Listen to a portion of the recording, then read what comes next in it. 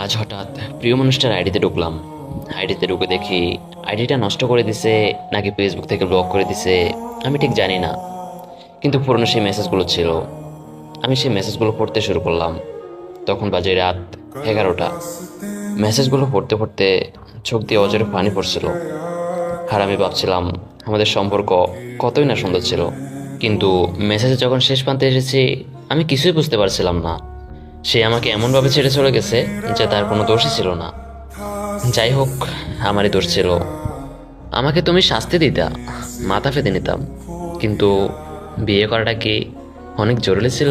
যদি তোমার কাছে আমার এই বয়সটি পৌঁছায় তাহলে শোনো, আমি তোমাকে কোনো কিছু নিয়ে দোষারোপ করছি না। আমি জানি কিছু ভুল আমার ছিল, সবসময় যে শুধু তুমি ভুল করছিলে এমনটা নয়। আমি এটাও জানি তোমার ভালোবাসাটাও সত্যি ছিল, কিন্তু ওই যে বলে না, যেটা উপরওয়ালা তৈরি করে।